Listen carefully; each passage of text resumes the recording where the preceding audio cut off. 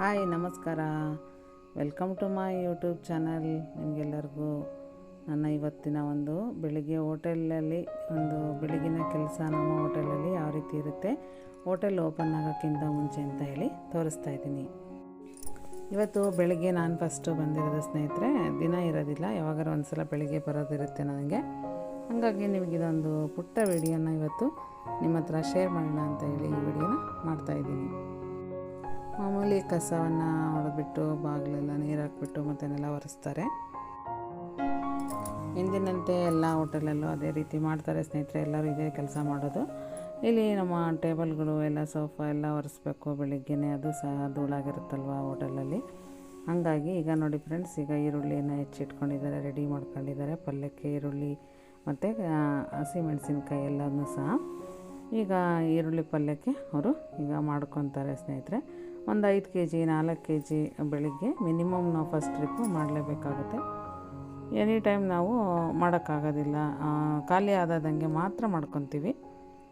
ಈಗ ನಾವು ಈ ಮಾಮೂಲಿ ಪಾತ್ರೆಗಳು ಎಲ್ಲವನ್ನು ನೀಟಾಗಿ ಜಗ್ಗೆಲ್ಲ ವಾಶ್ ಮಾಡಿಟ್ಟಿರ್ತಾರೆ. ಮತ್ತು ಬೆಳಿಗ್ಗೆ ಅದಕ್ಕೆಲ್ಲ ನೀರು ತುಂಬಿಸ್ಬೇಕು. ಈ ಹೋಟೆಲ್ ಓಪನ್ ಆಗೋಕ್ಕಿಂತ ಮುಂಚೆನೇ ನಾವು ಈ ಥರ ನಮ್ಮ ಕೆಲಸ ಇರುತ್ತೆ. ಈಗ ಎಲ್ಲ ಒಂದು ಕೆಲಸ ಸ್ಟಾರ್ಟ್ ಆಗುತ್ತೆ. ಇನ್ಮೇಲೆ ಚಟ್ನಿ ಕೂಡ ಆಗ್ತಾಯಿದೆ. ಅಲ್ಲೇ 3/4 ಭಾಗ ಚಟ್ನಿ ಆಯಿತು. ಈಗ ದೋಸೆನೂ ಸಹ ಒಲೆಯನ್ನು ರೆಡಿ ಮಾಡ್ಕೊತಾರೆ ನಮ್ಮ ಭಟ್ರು. ಮೇಯ್ನು ಒಲೆಗೆ ಚೆನ್ನಾಗಿ ಕಾವು ಬರಬೇಕು, ಒಲೆ ಚೆನ್ನಾಗಿ ಅದು ಸೌದೆ ಎಲ್ಲ ಚೆನ್ನಾಗಿ ಉರಿಬೇಕು ಸ್ನೇಹಿತರೆ. ಮಳೆಗಾಲದಲ್ಲಿ ತುಂಬ ಕಷ್ಟ ಸ್ನೇಹಿತರೆ, ಒಲೆ ಉರಿಯೋದಿಲ್ಲ ಬೇಗ, ಹಸಿ ಸೌದೆಗಳು ಬರ್ತಾವಲ್ವ. ಹಾಗಾಗಿ ಈಗ ಸ್ವಲ್ಪ ಸೌದೆ ಎಲ್ಲ ಚೆನ್ನಾಗಿದೆ. ಇವಾಗ ಮಳೆಗಾಲ ಇಲ್ಲೆಲ್ಲ ಸ್ನೇಹಿತರೆ, ಮಳೆನೇ ಹೋಗ್ಬಿಟ್ಟಿದೆ. ಎಲ್ಲರಿಗೂ ತುಂಬ ಅದೇ ತೊಂದರೆ, ಅದೇ ನೋವು. ಈಗ ಈ ಕೆಲಸ ಸ್ಟಾರ್ಟ್ ಮಾಡಿದ್ದಾರೆ. ದಾವಣಗೆರೆ ಬೆಣ್ಣೆ ದೋಸೆ ಹೋಟ್ಲು ಅಂದರೆ ಮೇಯ್ನ್ ಒಲೆ ಸ್ನೇಹಿತರೆ. ಒಲೆಯೂ ಸಹ ಒಲೆಯಲ್ಲೇ ಚೆನ್ನಾಗಿ ರುಚಿ ಬರುತ್ತೆ ದೋಸೆ ಅಂತ ಎಲ್ಲರಿಗೂ ಗೊತ್ತಿದೆ. ಕೆಲವ್ರಿಗೆ ಕನ್ವೀನಿಯೆಂಟ್ ಇರಲ್ಲ ಸ್ನೇಹಿತರೆ, ಎಲ್ಲರೂ ಒಲೆಯಲ್ಲೇ ಮಾಡೋಕ್ಕಾಗಲ್ಲ. ಅಂಥವ್ರು ಮಾತ್ರ ಗ್ಯಾಸಲ್ಲಿ ಒಂದು ದೋಸೆಯನ್ನು ಮಾಡಿಕೊಡ್ತಾರೆ. ಇಲ್ಲಿ ನಾವು ಸೌದೆ ಒಲೆಯಲ್ಲಿ ಮಾಡಿಕೊಡ್ತಾಯಿದ್ದೀವಿ ಸ್ನೇಹಿತರೆ. ದೋಸೆ ಹೋಟ್ಲು ಅಂದರೆ ಸೌದೆ ಒಲೆನೇ ತುಂಬ ಶ್ರೇಷ್ಠ. ಬೆಣ್ಣೆ ದೋಸೆ ರುಚಿಯಾಗಿ ಬರುತ್ತೆ. ಎಲ್ಲ ದೋಸೆನೂ ಸಹ ವಿಷಲ್ ಆಗ್ತಾಯಿದೆ. ಇಲ್ಲಿ ಈರುಳ್ಳಿ ಪಲ್ಯಕ್ಕೆ ರೆಡಿ ಮಾಡ್ಕೊತಾ ಇರ್ತಾರೆ. ನಿಮಗೆ ಗೊತ್ತಿದೆ, ನಾನು ಈರುಳ್ಳಿ ಪಲ್ಯ ಆವಾಗ ತೋರಿಸಿದ್ದೀನಿ. ನಮ್ಮ ಹೋಟೆಲಲ್ಲಿ ಆಲೂಗಡ್ಡೆಯನ್ನು ಹಾಗೆ ಕಲಿಸ್ತಾರೆ, ಬರೀ ಈರುಳ್ಳಿ ಪಲ್ಯ ಕೊಡೋದಿಲ್ಲ. ಈರುಳ್ಳಿದು ಒಗ್ಗರಣೆಗೆ ಮಾಡ್ತಾ ಇರೋದು ನಾವು. ಮಾಮೂಲಿ ಸಾಸಿವೆ, ಕರಿಬೇವು, ಮಾಮೂಲಿ ಉದ್ದಿನಬೇಳೆ, ಜೀರಿಗೆ, ಈರುಳ್ಳಿ, ಹಸಿಮೆಣಸಿನ್ಕಾಯನ್ನು ನಾವು ಅಷ್ಟೇ ಹಾಕೋದು ಸ್ನೇಹಿತರೆ. ಕೆಲವರು ಟೊಮೊಟೊ ಹಾಕ್ತಾರೆ ಮನೆಯಲ್ಲಿ, ನಾವಿಲ್ಲಿ ಹಾಕೋದಿಲ್ಲ.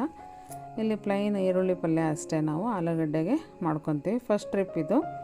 ನಾವು ಬೆಳಿಗ್ಗೆನೇ ಓಪನ್ ಮಾಡೋದು, ಇವತ್ತು ತೋರಿಸ್ತಾ ಇರೋದು. ನಾನಿವತ್ತು ಬೆಳಿಗ್ಗೆನೇ ಬಂದಿದ್ದೀನಿ. ನಾನು ಮೇಯ್ನ್ ಹೋಟೆಲ್ ಅಂದರೆ ಸ್ನೇಹಿತರೆ ಎಲ್ಲರ ಒಂದು ಸಹಾಯ ಇರಬೇಕು, ಎಲ್ಲರೂ ಇರಬೇಕು ಮನೆಯಲ್ಲಿ. ಕೆಲಸಗಾರರು, ಹುಡುಗರು, ನಾವು ಮನೆಯವರು ಎಲ್ಲರೂ ಸಹ ಅಷ್ಟೇ ಹೊಂದ್ಕೊಂಡು ಪಾತ್ರೆಗಳನ್ನು ಮಾಮೂಲಿ ನೀಟಾಗಿ ತೊಳೆದಿಟ್ಟೋಗಿರ್ತಾರೆ. ಇಲ್ಲೆಲ್ಲ ಶಿಂಕೆಲ್ಲ ನೀಟಾಗಿ ಕ್ಲೀನಾಗಿ ತೊಳೆದಿಟ್ಟೋಗಿರ್ತಾರೆ. ಇಲ್ಲಿ ಇವಾಗ ಈರುಳ್ಳಿ ಪಲ್ಯನ ರೆಡಿ ಮಾಡಿಕೊಂಡು ಅದಕ್ಕೆ ಉಪ್ಪನ್ನು ಹಾಕ್ತಾರೆ. ಉಪ್ಪನ್ನು ಹಾಕ್ಬಿಟ್ಟು ಚೆನ್ನಾಗಿ ಅದನ್ನ ಈರುಳ್ಳಿನ ಚೆನ್ನಾಗಿ ಬೇಯಿಸ್ಕೊತಾರೆ ಸ್ನೇಹಿತರೆ. ಇದೆಲ್ಲ ನಾವೇ ಮಾಡಿರೋ ಕೆಲಸ. ಇದೆಲ್ಲ ಮನೆಯಲ್ಲಿ ನೀವು ಮಾಡಿರ್ತೀರ, ನಾವು ಮಾಡಿರ್ತೀವಿ. ನಾವು ಸಹ ಯಾರೂ ಇಲ್ಲ ಅಂದರೆ ನಾವು ಸಹ ಮಾಡಬೇಕು, ಎಲ್ಲರೂ ಮಾಡಬೇಕು ಸ್ನೇಹಿತರೆ. ಹೋಟೆಲಲ್ಲಿ ಬರೀ ನಾವು ಓನರಾಗೇ ಇರ್ತೀವಿ ಅನ್ನೋದು ಸುಳ್ಳು. ಎಲ್ಲ ಕೆಲಸಕ್ಕೂ ರೆಡಿ ಇಟ್ಕೋಬೇಕು, ರೆಡಿ ಇರಬೇಕು. ನಾವು ಎನಿ ಟೈಮ್ ರೆಡಿ ಇರಬೇಕು.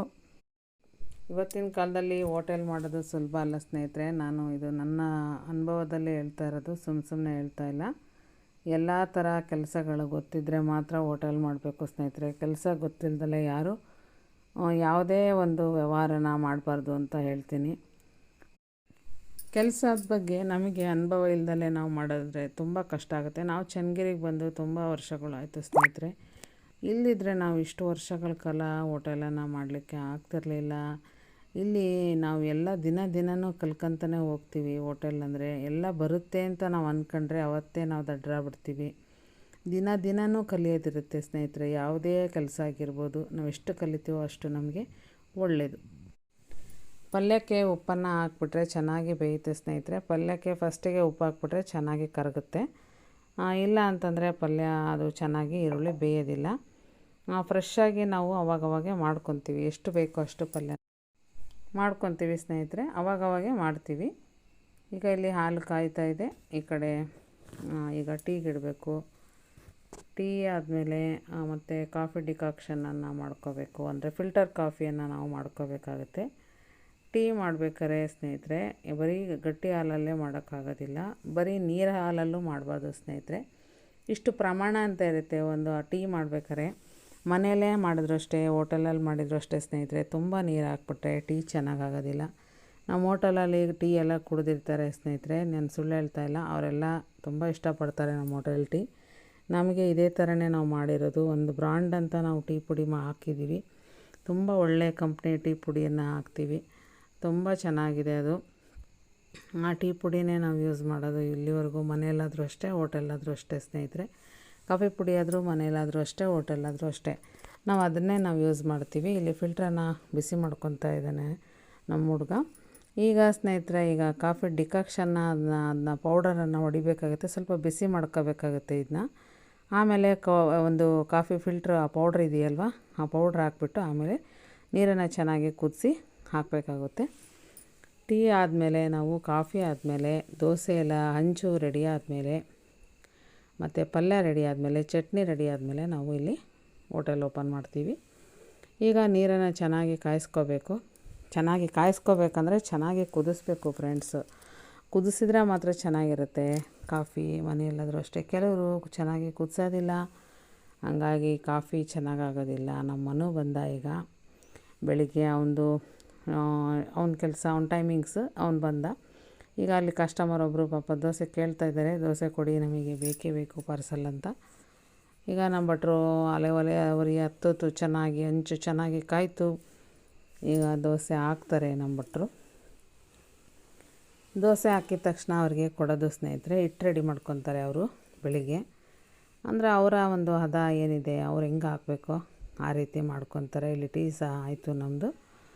ಈಗ ನಾವು ಕಾಫಿಯನ್ನು ರೆಡಿ ಮಾಡ್ಕೋಬೇಕಾಗತ್ತೆ. ತಕ್ಷಣ ಅದು ಡಿಕಾಕ್ಷನ್ನು ಇಳಿಯೋದಿಲ್ಲ ಸ್ನೇಹಿತರೆ, ಆದರೆ ಸ್ವಲ್ಪನೇ ಬರ್ತಾ ಇರುತ್ತೆ. ಆದರೆ ಡಿಕಾಕ್ಷನ್ ಏನಂದರೆ ಟೀ ಇಲ್ಲಿ ನಮ್ಮ ಚನ್ನಗಿರಿಯಲ್ಲಿ ಹೆಂಗೆ ಅಂದರೆ ಟೀನೂ ಇಷ್ಟಪಡ್ತಾರೆ, ಕಾಫಿನೂ ಇಷ್ಟಪಡ್ತಾರೆ, ಸಮವಾಗಿ ಇಷ್ಟಪಡ್ತಾರೆ. ಈಗ ನೋಡಿ ಸ್ನೇಹಿತರೆ, ಈಗ ಪಲ್ಯ ರೆಡಿ ಆಯಿತು, ಪಲ್ಯನೂ ಸಹ ಆಯಿತು.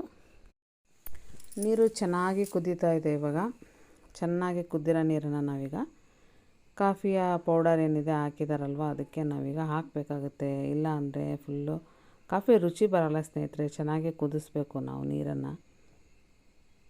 ಕಾಫಿ ಫಿಲ್ಟ್ರು ತುಂಬ ರುಚಿ ಇರುತ್ತೆ ಸ್ನೇಹಿತರೆ. ಇದು ಮನೆಯಲ್ಲೂ ಸಹ ನಾವು ಇದನ್ನ ಮಾಡ್ಕೋಬೋದು. ನಾನು ನೆಕ್ಸ್ಟ್ ಟೈಮ್ ಮನೆಯಲ್ಲಿ ಇದನ್ನ ರೆಸಿಪಿ ತೋರಿಸ್ತೀನಿ ನಿಮಗೆ, ಕಾಫಿ ಮಾಡೋದು ಯಾವ ರೀತಿ ಅಂತ ಹೇಳಿ.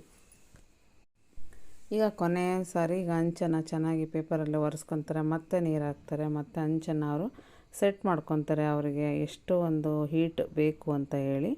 ಈಗ ಅವರು ದೋಸೆಯನ್ನು ಇನ್ಮೇಲೆ ಹಾಕ್ತಾರೆ ಸ್ನೇಹಿತರೆ. ಮೊದಲನೇ ದೋಸೆ ಒಲೆಗೆ ಹಾಕಿ ಅದನ್ನು ಕೆಳಗೆ ಹಾಕ್ತಾರೆ, ಒಲೆ ಒಳಗೆ ಹಾಕ್ಬಿಡ್ತಾರೆ, ಮತ್ತು ಆಮೇಲೆ ಬೇರೆಯವರಿಗೆ ದೋಸೆಯನ್ನು ಕೊಡ್ತಾರೆ. ಇದು ಮೊದಲನೇ ದೋಸೆ, ಇದನ್ನು ಒಲೆಗೆ ಹಾಕ್ತಾರೆ ಸ್ನೇಹಿತರೆ. ಈಗ ನೆಕ್ಸ್ಟ್ ನಂತರ ಬೇರೆ ಆರ್ಡ್ರು ಕೊಡ್ತಾರೆ. ಇಲ್ಲಿಗೆ ನನ್ನ ವಿಡಿಯೋ ಮುಗಿಯಿತು ಸ್ನೇಹಿತರೆ. ಮನೆಗೆ ಬಂದೆ ನಾನು ಇವಾಗ. ನಮ್ಮ ಹಸ್ಬೆಂಡು ಹೋಟೆಲಿಗೆ ಹೋಗಿದ್ದು, ನಾನೀಗ ಮನೆ ಕೆಲಸ ನಂದು ತಿಂಡಿ ಮಾಡ್ಕೋಬೇಕು. ಈ ವಿಡಿಯೋ ನಾನು ಮುಗಿಸ್ತಾ ಇದ್ದೀನಿ ಸ್ನೇಹಿತರೆ. ನೆಕ್ಸ್ಟ್ ಯಾರಾದರೂ ಹೊಸಬರು ಬಂದಿದ್ದರೆ ನಾನು ಯೂಟ್ಯೂಬ್ ಚಾನಲ್ಗೆ ಲೈಕ್ ಸಬ್ಸ್ಕ್ರೈಬ್ ಮಾಡಿ. ನಿಮಗೆಲ್ಲ ಈ ವಿಡಿಯೋ ನೋಡಿದ್ದಕ್ಕಾಗಿ ತುಂಬ ಹೃದಯದ ಧನ್ಯವಾದಗಳು ಸ್ನೇಹಿತರೆ.